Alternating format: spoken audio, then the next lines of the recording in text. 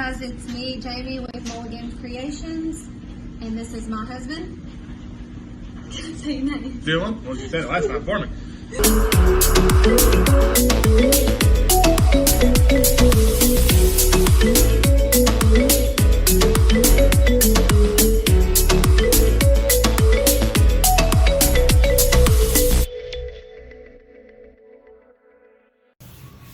Hello everyone, we are back and we are just going to show you all how we sublimate some of the tumblers. We've got, I think, a total of 6 images that we're sublimating today for customers. We've got 1 12 ounce, 2 15 ounces, and 3 20 ounce tumblers that we're going to do. We're just going to walk y'all through the process of what we do for this. So basically right now what she's doing is when you print the image off, you just want to cut this white line off. That way you can, on the cup, you can match your seam up better and it fits on the cup a little bit better. So he's actually got this cool little board now where she just kind of cuts down it, but you can just cut it off with scissors as well. Since we use straight tumblers, it's really, really nice, honestly. So we're going to get all these cut and then we'll show you the next step. There you go, so we're back. We have the images cut. As you can see, like we were saying, you just want to cut all that white off of the images here to where it's just a little bit easier to fit on your cup. And then she's actually cutting the tape right now, the heat transfer tape, to where we can get these taped on the tumblers here in a second. Now, something I hadn't thought about whenever I first started doing the tumblers is that if you do leave white on the sides and you overlap over that white, it will leave a white crease. So you want to try to make sure to get all the white or as much as you can possible off. And then if you do have one side that's got white on it, overlap the side with the white. Leave the colored side down on your tumbler. Try that for now. You want to do? Let me see if we can show it. That may be a little confusing. So, for example, I don't know if you can see, but on this one there's still a little bit of white. It doesn't go all the way like the color did on this side. So what you'll do is where there's still white on this side, if you put that on the tumbler with this side down, you'll actually have a white seam. So you'll want to wrap the full colored side on the tumbler, then take the white over it to where the colored part will actually sublimate onto the tumbler if you leave a little bit of white. I try to cut them all off. I'm not perfect at it. It's really hard to do. It is hard to do sometimes. So, do the model one first, I guess? Yeah. So all you do is, again, you've got it cut to where all the white's off. You take your tumbler, you just put it on, put it down all the way, just wrap it around. You just want to get it as tight as you can, and then you want to put heat tape down this. We'll show you that as soon as we get it taped up.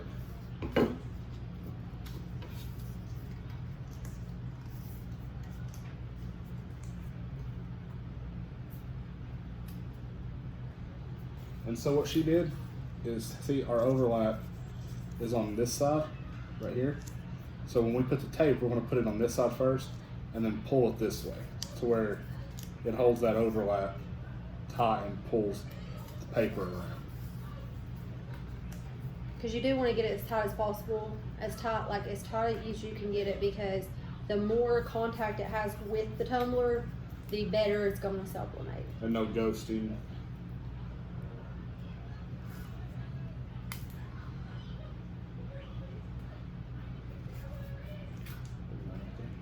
And then I'll do one at the main top.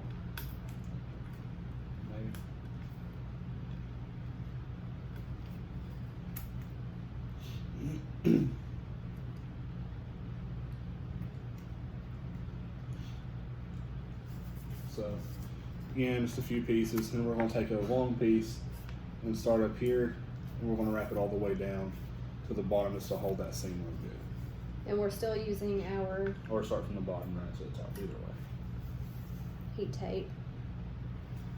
And like she's doing, just take your finger and smash it down as you go. Try to keep it as straight as you can on the paper.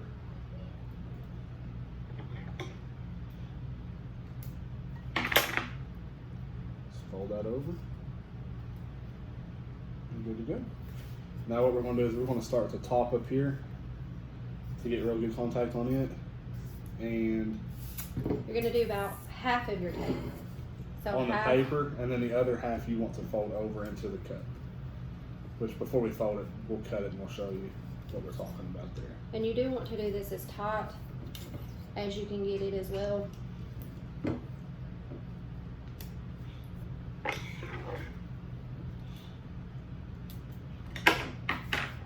So again, she's done about half of it, and then the other half is like standing up here. So what you want to do is you just want to take that and fold that in to where this paper that's inside here gets real good contact, so you don't get gusting at the top of your cup as well. So you just want to go around and mash that in real good. And something we done when we first started doing tumblers is you don't have a whole lot on the inside there that contacts, so we would run heat tape around the inside of it as well. We've actually got a little bit better at half in it, so we're pretty good. And you just want to make sure you go around super tight as you can with it. Now, a problem that I've seen a lot of people having, and they don't know what causes it, in some of the groups that I've been in on Facebook, is having basically like lines diagonal up here. What causes that is when you put this heat tape on and you smear it. I'll show you in just a second. When you smear that like this, you smear it like at a diagonal angle instead of going up with it and over, because it causes the paper to wrinkle up here. And if you get those wrinkles, then you're gonna have You have those the whole bubble lines. ghosting. And we did it on one cup down here because as you can see, Yeah. it's wrinkling right there. You want to make sure when you get that heat tape on there that you get those wrinkles out, because if not, it'll leave that ghosting effect. And it'll on look the like bottom. ripples on there.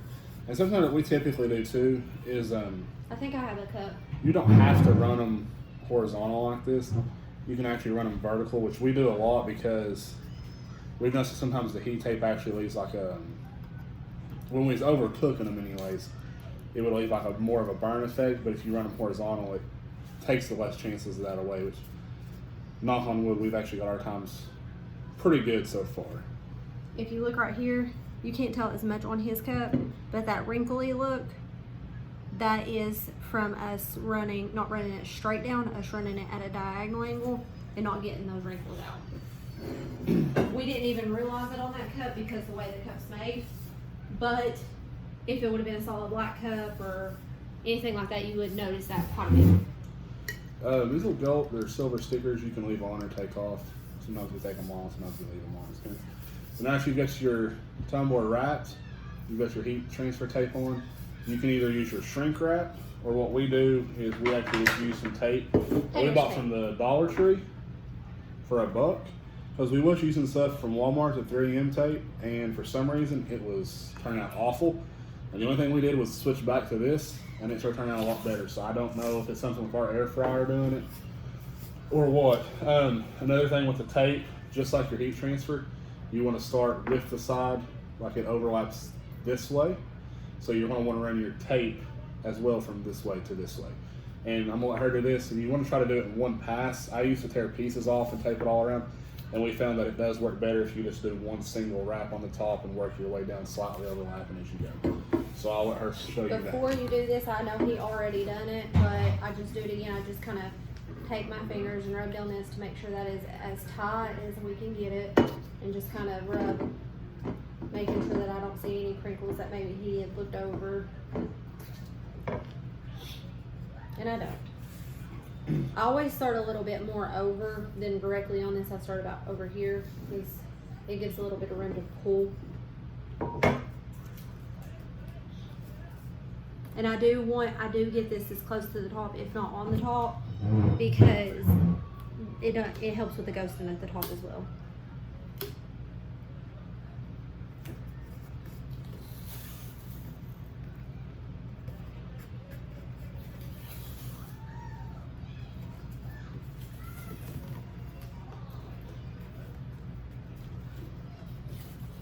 I'm actually going to show you guys something here when she gets this cut. So when you put the tape on and you pull it tight, it's really hard. I don't know if the camera will pick it up. To not get these creases in there. If you can, before you start the next roll, you want to try to go through and just smooth them out with your finger to get the air out of them. To where you, again, it's all about just getting that good contact as best as you can. So just run your thumb across it just to try to get them out. And you just finish this all the way down the cup and we'll put it back up there. Oh, and some of you guys may be wondering why we've not done the bottom yet. We don't do the bottom until after we get the cup almost completely taped. That way it pushes all the air out of the cup, like down as we're taping down. Because if not, if you tape this up and then you start doing the tape down it, and you have air just going to build up inside it, make not very good contact. So when we get to where we just need one more layer of the tape, then we'll actually do the bottom and then put that last layer on. Alright guys, so she went around and got that the best that she could to smooth it out. Really, as long as you get it on the sides, in my opinion, super smooth like what she did.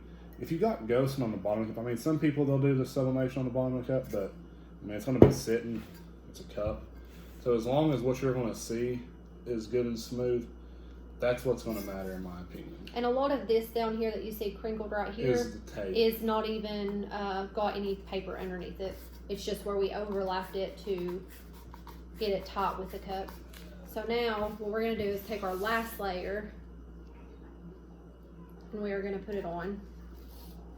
So now what we're going to do is just overlap this bottom. Maybe cut slits in it too? Yeah. You think? There's actually quite a bit extra on this bottom. Yeah, normally we don't have any extras, so we got Quite a bit this time. quite a bit this time, which is okay. Not a big deal. It's a good learning curve. And honestly, if you get any of this tape residue, all you have to do is wash it off. You got Dawn dishwasher? Well, yeah, I guess anyway. We use Dawn and scrub with hot water.